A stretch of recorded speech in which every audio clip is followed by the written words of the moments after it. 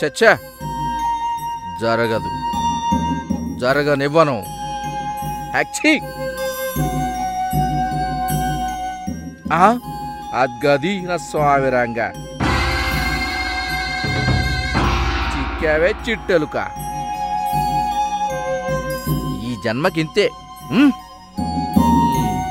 నాగరాజు నుంచి తప్పించుకోవడం నీ తరం కాదు.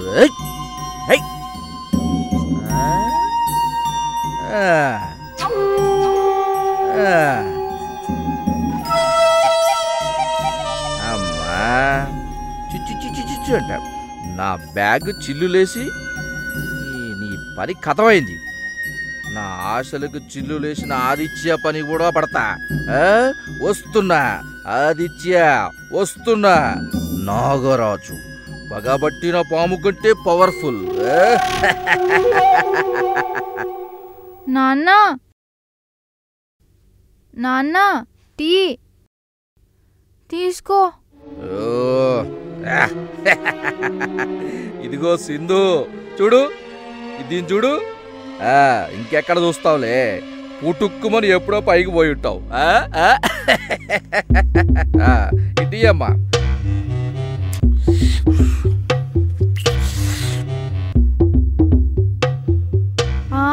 నా ఫ్రాక్ పెట్టెక్కడ ప్యాక్ చేయాలి.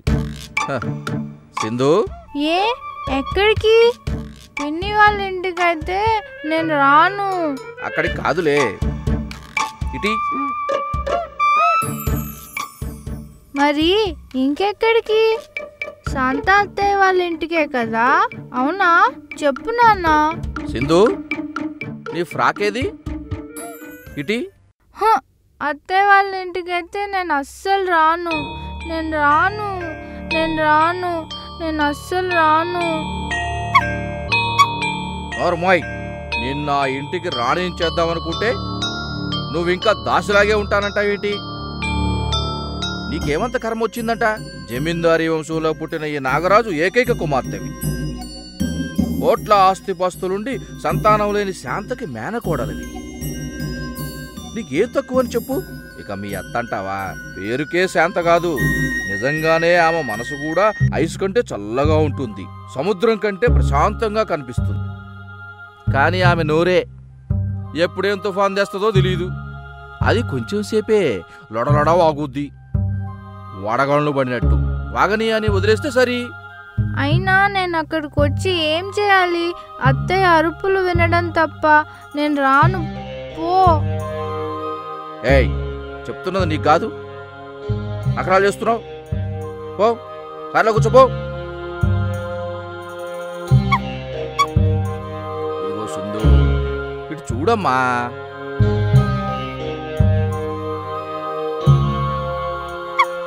కుక్క అరుస్తుందని దగ్గరికి వెళ్లకుండా ఉంటావా? అలాగే అత్తయ్య అనుకో. ఇకపోతే తనకు పిల్లలు లేరు కాబట్టి పిల్లల్ని ఎలా పెంచాలో దానికి తెలియదు. ఉట్టి ముద్దు మొహంది మీ అత్తయ్య. ముద్దా? అమ్మయ్యా, బుట్టలో పడింది. దీన్ని తీసుకెళ్ళి అక్కడ పెట్టాలా? ఆదిత్యగాడిని తరిమేయాలా? చూడమ్మా, అత్తయ్యకు నువ్వంటే చాలా ఇష్టం. నువ్వు వెళ్ళగానే బోలెడన్ని బొమ్మలు కొనిస్తుంది. కొత్త కొత్త ఫ్రాకులు, పౌడర్లు, చాక్లెట్లు, బిస్కెట్లు. అబ్బబ్బబ్బబ్బబ్బబ్బబ్బ, ఒకటేమిటి, ఎన్నెన్నో నీకోసం, ఈ బుజ్జి సింధు కోసం. సరేనా? పద పద పద పద పద పద. మరి టెడ్డీ బేర్? చేతిలో చిల్లి కావలేదు, మేసాలకి సంపంగా నువ్వు నానట్టుంది నీ వ్యవహారం. ఓ టెడ్డీ బేరా? బార్బీ అన్నీ కలర్స్లో ఇస్తుంది. ఇంకాసేపు ఉంటే అవన్నీ నన్నే కొనేయమనేటట్టుంది. ఈ పాటికే బుర్ర వేడెక్కిపోయినది. అయ్య బాబాయ్, అది ఫ్రై అవ్వకముందే బయటపడాలా. సింధు, తొందరగా రా.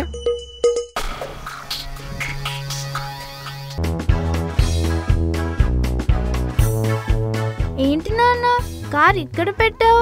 మన ఇంటి నుంచి ఇంత దూరంలో? ఈ కారుకి స్టార్టింగ్ ప్రాబ్లం ఉందే సింధు. అంటే ఏంటి నాన్న? అబ్బో, క్వశ్చన్ బ్యాంక్ మొదలైందిరా బాబు. ఇప్పుడు ఈ కారును స్టార్ట్ చేయాలంటే తోయాలన్నమాట. అందుకని ఈ గడ్డ మీద పెట్టామనుకో జారుకుంటూ వెళ్తది కాబట్టి నెట్టాల్సిన పని లేదు.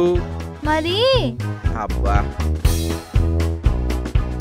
నువ్వు అత్తయ్యను కూడా ఇలాగే ప్రశ్నలు చేసి విసిగిస్తే అదేమో కానీ మరి మరి అత్తయ్య వాళ్ళ ఇంటి దగ్గర ఎత్తుగడ్డ లేకపోతే అప్పుడేం చేస్తావు నాన్న? ఏ సింధు, కళ్ళు మూసుకొని కాసేపు పడుకోమ్మా. సర్లే కానీ అత్తయ్యని అడిగి ఓ కొత్త కారు తీసుకోవచ్చుగా నాన్న. ఒక కారేంటి, ఖజానా మొత్తం ఖాళీ చేయడానికి అక్కడికి వెళ్తుంటే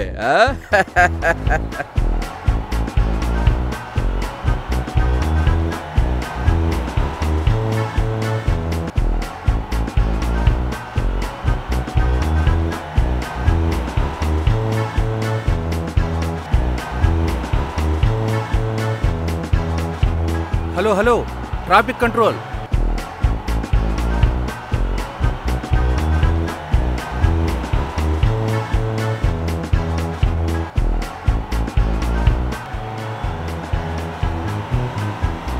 అత్తయ్యకి చెప్పి పెద్ద కారు కొన్నానా, బ్లూ కలర్. బ్లూ నా ఫేవరెట్.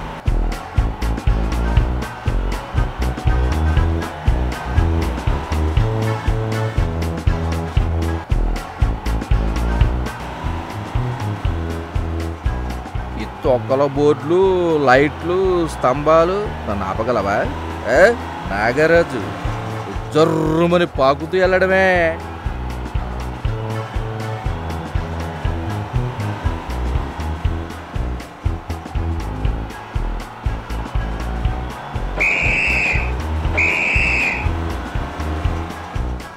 అబ్బా, ట్రాఫిక్ బండే ఇలా అడ్డంగా పెడితే ఎలాగయ్యా? దిగు. ఏంటి నా నెంబర్ నోట్ చేసుకుంటున్నావేంటి? చాలా. నీ పేరేంటి, అడ్రస్? ఏంటయ్యా, అర్జెంటుగా వెళ్ళాలి, అందుకే ఫాస్ట్గా డ్రైవ్ చేశాను. ఓ అంత దానికి ఇంత హడావుడి చేయాలా? బండి తీస్తావా లేదా? చూడు మిస్టర్, పేరు అడ్రస్ చెప్పు. ఏంటయ్యా దబాయిస్తున్నావా? పోవాయా, మేము పక్క నుంచి వెళ్తాం కానీ. ఏంటి ఈ మర్యాదగా చలానా కడతావా లేక జైల్లో కూర్చుంటావా?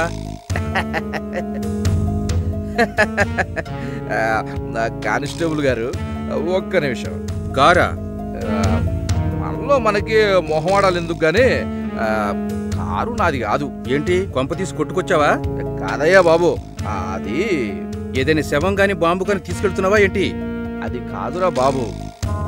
సార్, ఈ కారు నా పేరు మీద లేదు, మా బావది, విశ్వనాథంది. చలానా డబ్బులు అంటే ఎలా? ఇదిగో రసీదు, అన్నింటికి కలిపి 2500 కట్టి కారు తీసుకుని పో. ఏంటయ్యా, కారులో మా అమ్మాయి ఉంది, అర్జెంటుగా వెళ్ళాలంటే వినబట్టలేదా? చెవుడా? ఏంటి అరుస్తున్నావు? నేను కాబట్టి ఇంతే రాశాను. మా ఎస్ఐ గారు అయితేనా? ఉండు, ఆయన్నే పిలుస్తాను.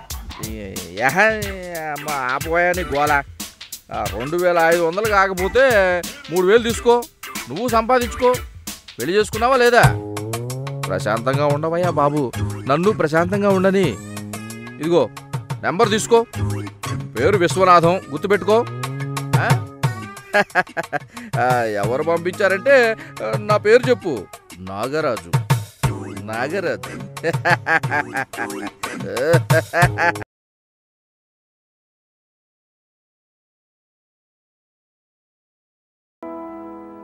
మీరిద్దరూ కూడా పార్టిసిపేట్ చేస్తే బాగుండేది కదా. నేను ఆదిత్య మీరిద్దరూ భలే ఉండేది. పర్వాలేదు కిషోర్, మీరు చేస్తున్నారుగా. రేస్లో పార్టిసిపేట్ చేయటమే కాదు, చూడటం కూడా ఎంజాయ్మెంటే. అసలు నాకైతే రేపటి గురించి తలుచుకుంటేనే ఎగ్జైటింగ్గా ఉంది. మైత్రి, నువ్వెందుకు రేస్లో పాల్గొనటం లేదు? నీకు సైక్లింగ్ అంటే ఇష్టం లేదా? అయ్యో, అలా ఏమీ లేదు ఆదిత్య. ఓ, నువ్వు లాస్ట్ ఇయర్ మా స్కూల్ కాదు కదా, అందుకే అలా అడుగుతున్నావు. లాస్ట్ ఇయర్ నేను సైకిల్ రేస్లో పాల్గొన్నాను.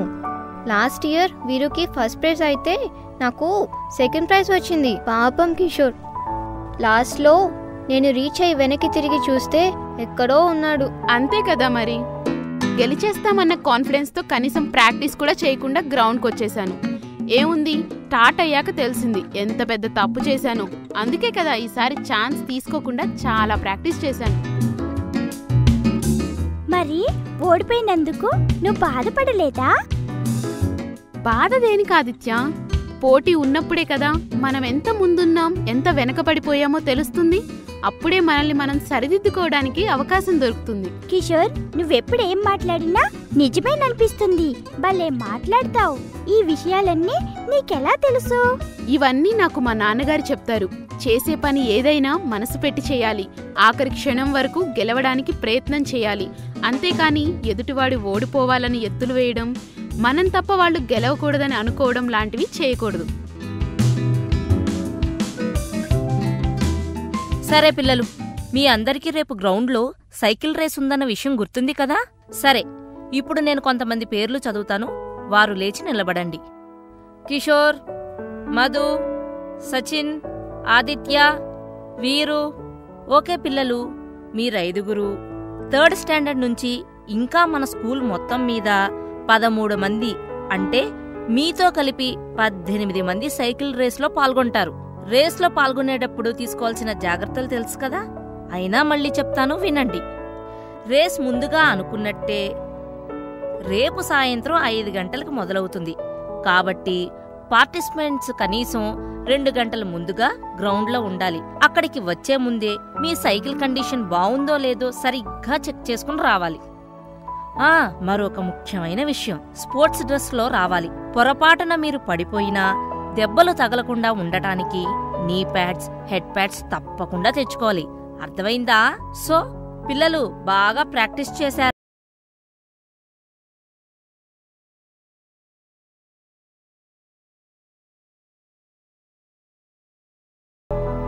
ఈసారి కూడా అదే స్పిరిట్తో ట్రై చేయాలి, సరేనా? మీరు లాస్ట్ టైం సాధించలేకపోయారు, కానీ ఈసారి సాధించాలనే పట్టుదలతో ఆడాలి. అర్థమైందా? ఆదిత్య, నువ్వు ఫస్ట్ టైం రేస్లో పార్టిసిపేట్ చేస్తున్నావు కదా, మరి పాల్గొనడానికి కావాల్సినవన్నీ కొనుక్కున్నావు కదా? ఒకవేళ కొనుక్కోకపోయినా ఈరోజు సాయంత్రం ఇంటికి వెళ్ళగానే మీ అత్తయ్య మావయ్యతో చెప్పి తెప్పించుకో. లేకపోతే అక్కడ గ్రౌండ్లో నిన్ను పార్టిసిపేట్ చేయనివ్వరు. అర్థమైందా? సరే పిల్లలు, తక్కిన వాళ్ళంతా టైంకి రేస్ చూడడానికి రేపు గ్రౌండ్కి వచ్చేయండి, సరేనా? సరే పిల్లలు, రేపు గ్రౌండ్లో కలుద్దాం. Thank you madam.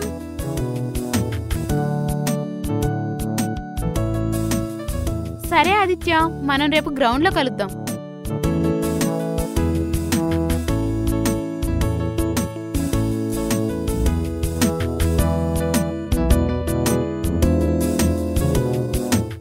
మరి ఇలాంటి మంచి మంచి పద్యాలు, పాటలు, కథలు చూడాలనుందా? ఇంకెందుకు ఆలస్యం? వెంటనే మీ అమ్మా నాన్నలకు చెప్పి మాకు సబ్స్క్రైబ్ చేయించరా? ఈలోగా మేము మీకోసం బోలెడు వీడియోలను తయారు చేసే ప్రయత్నంలో ఉంటాం. అంతవరకు సెలవా మరి. టాటా.